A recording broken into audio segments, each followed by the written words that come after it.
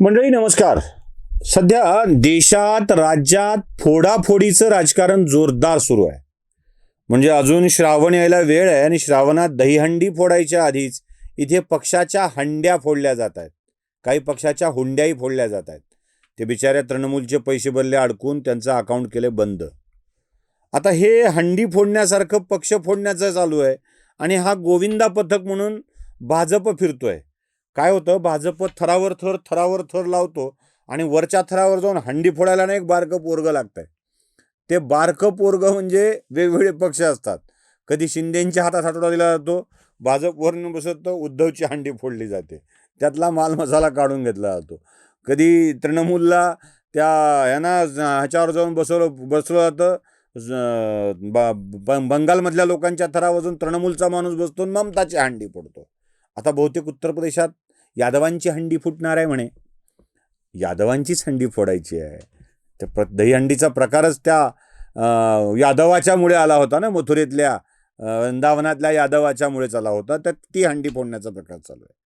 त्यामुळं भाजपला हंडी फोड्या असं एक नवं नाव मिळालं, पक्ष फोड्या असं एक नाव मिळालं. आणि याची चर्चा इतकी जोरदार रंगते ना की भाजप पक्ष फोडतो, भाजप पक्ष फोडतो, भाजप पक्ष फोडतो. काय उद्धव ठाकरेंच्या भाषेत, किती ती तुमची सत्ता पिपासू, अजून किती पक्ष फोडायचे, तळतळाट असं किती करणार रे मेल्या असं म्हणल्यासारखं वाटतं. ते जाऊ दे, उद्धव ठाकरेंच्याकडे आपण फारसं लक्ष द्यायचं नसतं, ते बोलत राहतील. मला त्या ठाकरेंच्याकडे लक्ष द्यावं लागेल, कारण या पक्षफोडीविषयी राज ठाकरेंनी एक सुंदर विधान करून ठेवलं होतं, सुंदर विधान. आणि ते विधान मला तुम्हाला ऐकायचं आहे. आणि खरा फोड्या कोण ते तुमच्या लक्षात आणून द्यायचं आहे. जरा राज ठाकरेंचं वाक्य ऐका. पण या सगळ्या ह्याच्यामध्ये जे आज बोलतायत की आमचा पक्ष फोडला, आमचा पक्ष फोडला, तुम्ही जे सगळे एकत्र जे बसलेला आहात ना एका कच्च्या तरी आघाडीत, जरा एकमेकांकडे एकदा बघा आपण काय उद्योग केलेत ते. याच उद्धव ठाकरेंनी महाराष्ट्र नवनिर्माण सेनेचे 7पैकी 6 नगरसेवक खोके देऊन तुम्ही तोडले होतेत ना, तेव्हा काही नाही वाटलं.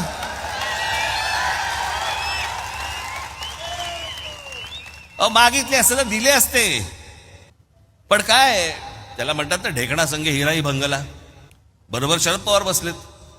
या फोडाफोडीच्या राजकारणाची या महाराष्ट्रामध्ये जर कोणी सुरुवात केली असेल तर ती शरद पवारांनी सुरुवात केली. पहिल्यांदा काँग्रेस फोडली त्यांनी. ऐकलं, राज ठाकरेंचं भाषण चालू असताना समोर तुम्हाला दिसेल तो धनुष्यबाण त्या भाषणाच्या पुढे.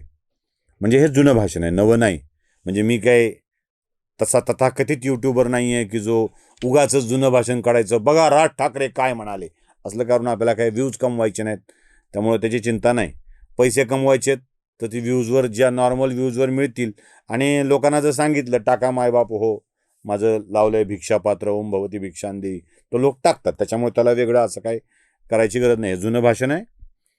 जुन्या भाषणातली ही वाक्य जरा लक्षात ठेवा. कोण फोड्या आहे तुमच्या लक्षात आलं ना. म्हणजे कोण फोड्या, तो पक्ष फोड्या, दुसरा तिसरा कोणी नाही. आपल्या महाराष्ट्राचे आदरणीय जाणता राजा, दैवत ज्यांचं असतील त्यांचे शरदचंद्रजी पवार. पवारांनी आत्तापर्यंत पक्ष फोडण्याचं रेकॉर्डच केलंय. काय आहे, भारतीय क्रिकेटमध्ये सुनील गावस्कर विक्रमादित्य होता. 10,000 रन काढले होते. मग अनेक देशातले वेगवेगळे आले. सचिन आला. सचिन मग लिटल मास्टर झाला. सचिन नंतर मग विराट कोहली आला. त्यांनी बरेच रेकॉर्ड मोडले. आणि आता हे पोरग नवीन आलेलं वैभव सूर्यवंशी तर काय रेकॉर्ड शिल्लक ठेवील का नाही हाच प्रश्न पडायला लागलाय. ते खनाखन मारत आहे. तसं पवारांनी करून ठेवलेले रेकॉर्ड कोणीतरी तोडायला येणार आहे एवढं नक्की आहे. तोडणं चालू आहे. पण खरे फोडाफोडीचे रेकॉर्ड कोणाच्या नावावर आहेत? मी तुम्हाला खरं सांगू, शरद पवारांच्यासाठी उद्धव ठाकरेचा पक्ष म्हणजे डाका टाकण्याचं एक मोठं ठिकाण होतं. त्यांचा मूड आला की आज थोडे मारू, की उद्धव ठाकरेचे घेऊन यायचे, ठाकरेंचे घेऊन यायचे. आज थोडे यावेळेला 2-4 आमदार पाहिजेत, आणले ठाकरेच्या घरातून. आणि ठाकरे परिवार, त्यांची शिवसेना म्हणजे उघड्यावर ठेवलेलं धन होतं. कुणी यावं टपली मारून जावं, तसं कुणी यावं 2-4 माणसं घेऊन जावं अशी स्थिती होती. उद्धव ठाकरे जे माझा पक्ष फोडला, माझा पक्ष चोरला, माझं चिन्ह चोरलं, माझा बाप चोरला, माझं याव चोरलं, माझं त्याव चोरलं म्हणून ओरडतात ना, ते याव त्याव बाप पक्ष चिन्ह आपण सगळा असा उघड्यावर आणि बिनदिक्कत ठेवून दिला होता की कोणी येऊन घेऊन जायचं, कोणी येऊन घेऊन जायचं. मग बिचाऱ्या शरद पवारांचा तरी काय दोष? या शरद पवारांनी 1978 साली, का दोष म्हणजे त्यांना सवय आहे फोडायची. ते पिक्चर आहे ना कुठला, दे धक्का, मकरंद अनासपुरेचा. त्यात ते बघा, ते मकरंद अनासपुरेचा मेवणा म्हणून भरत जाधव काम करतो. काय हाणलं बाळा, दे काढून, सगळं म्हणलं की ते पोलिसाची हातकडी, पोलिसाचं पाकिट, तिची काठी सगळं काढून देतं. तसं तसं काही लोकांना सवय असते, दिसला पक्ष की फोडायचा, दिसला पक्ष की फोडायचा. आणि शरद पवार वयाच्या तारुण्यापासून हे पक्ष फोडत आहेत, वयाच्या तारुण्यापासून. 1978 साली शरद पवार मुख्यमंत्री झाले, सर्वात तरुण मुख्यमंत्री. तेच मुळात आपल्या पक्षाला फोडून, त्यांचा पक्ष म्हणजे काँग्रेस. आपल्या गुरूंनी थांबा म्हटल्यावर सुद्धा आता मी खूप लांब गेलोय, तिकडं लांब एकटाच आलोय, आता थांबणं शक्य नाही. आरतीसारखं सांगितलं.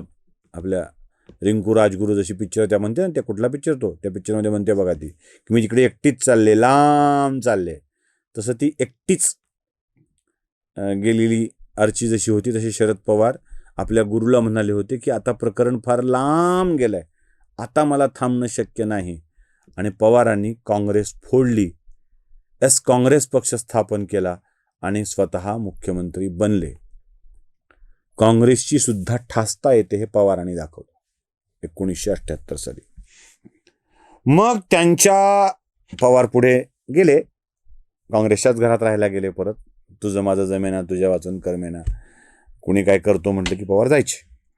1992 साली त्यांनी दरोडा टाकला, तो बाळासाहेबांच्या पक्षावरती. दरोडाच होता तो, संघटितरित्या केलं की दरोडा असतो. छगन भुजबळ फोडले, पवारांनी फोडले होते. कारण भुजबळ पुढे पवारांच्या सोबतच निघून गेलेत प्रत्येक ठिकाणी.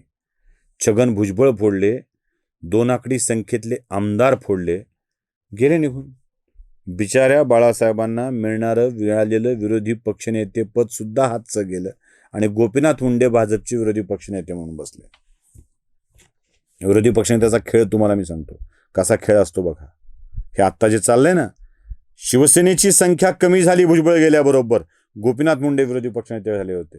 त्यावेळेला शरद पवारांनी दुसरा फोडाफोडीचा उद्योग केला होता.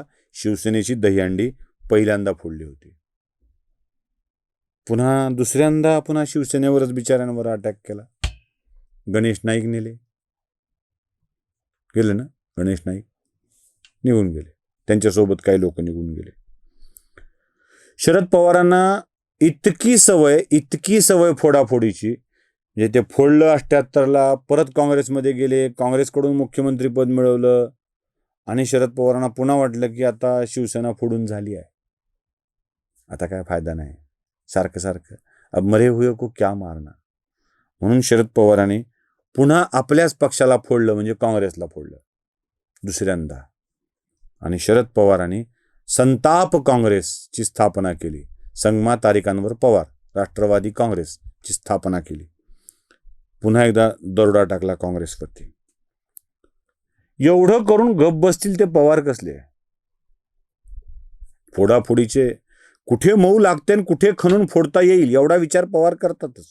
14ला त्यांनी भाजपला असं करून बघितलं होतं. भाजप त्यांच्या झाशामध्ये आला होता, पण अचानक भाजपने माघार घेतली, आपल्या पुराणी यारी निभाई शिवसेना के साथ, त्यांच्यासोबत ते निघून गेले. पवारांचा पाठिंबा विड्रॉल झाला. 2019ला शरद पवारांनी एक आयुष्यातला मास्टर स्ट्रोक टाकला आणि त्यांनी महायुती फोडली. शिवसेना भाजप यांची दोस्ती तुटायची नाही अशी जी स्थिती होती ना, ती तोडून दाखवली आणि उद्धव ठाकरेंना मुख्यमंत्री पदावर नेऊन बसवलं. झालं. म्हणजे एक पोरगी देखणी, अत्यंत सुंदर, 2 मित्राला आवडावी, घनिष्ठ मित्रांना, आणि एकानं सांगावं की तिचं तुझ्यासोबत लग्न लावून देण्याची जबाबदारी माझी, आणि 2 मित्रात वाद घालून द्यावेत, तसला प्रकार पवारांनी केला. मुख्यमंत्री पदाबाबत यांच्यात वाद लावले फडणवीस आणि ठाकरेंच्यामध्ये, आणि ठाकरेंचं लग्न लावून देऊन मुख्यमंत्री पदासोबत त्यांना वर्षावासात राहायला नेऊन युती फोडली. आता हे सारखं फोडाफोडी चालू असताना कोरोनाचा संसर्गजन्य आजार जसा फैलावतो तसा हा आजार पवारांच्या पक्षात फैलावला, आणि 2023ला त्यांच्याच पक्षाचं बुच लागलं. त्यांच्याच पुतण्यानं त्यांच्याच पक्षाला फोडून पवारांचं घड्याळ काढून घेतलं, पवारांचं पक्षही काढून घेतला, पुतण्या सगळे आमदार काढून घेतले, सगळेच काढून घेतले, गेले निघून सत्तेच्या सोबत. कधी कधी वाटतं पवार हुशार आहेत, आपल्या अर्ध्या भागाला तिकडं पाठवलं, सत्तेत मजा करा म्हटलं ना, अर्ध्या भागाला विरोध करायला ठेवलं, आणि ते आपला विरोध करून आणि हे विरोध समर्थन करून दोघे मस्त कमवत आहेत की काय, हा प्रश्न पडतो. बिचाऱ्या उद्धवचं काय, शरद पवार 2दा काढून देत होते, काँग्रेसला वाटलं लोक नेलेत. होळीत तुम्ही बघितले कधी? होळीत उडवा म्हणतात आमच्याकडे, अशा गौऱ्या रचून ठेवल्या आणि त्याला उडवा म्हणतात, किंवा सरपण करून ठेवलेलं, रचून ठेवतात सरपण, आणि एखाद्या होळीवाल्याला कळलं की ह्याच्याकडचा उडवा फुटला आहे आणि कोणी बघत नाही, सरपण नीट ठेवलेलं आहे, कोणी जात नाही, तर होळीवाल्या नेऊन वेगवेगळ्या होळ्याची पोरं सरपण गौऱ्या बिवऱ्या चोरून नेत असते. आणि हे चोरून नेणं जे शरद पवारांचं चालू आहे, ह्याचा उडवा रिकामा आहे, हे जेव्हा अन्य पक्षाला कळालं तेव्हा काँग्रेसनी नारायण राणेच्या सगट अजून काही लोक हाणून टाकले. उरलं सुरलं कोण न्यावं हे ठरल्यावर मग शिंदेनी डाव टाकलाय. पण या सगळ्याला उद्धव ठाकरेचा उडवा रिकामा आहे, उद्धव ठाकरेचं सरपण राखणदार कुणीच नाही, हे सांगणारे पवार होते. त्यामुळं आद्य फोडफोड्या करणारा कोण आहे तर शरद पवार आहेत.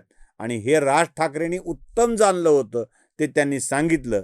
आता राज ठाकरे भूमिका बदलून काय बोलतात त्याला काय अर्थ आहे? तेव्हा जे बोलले ते खरंच बोलले होते. नमस्कार.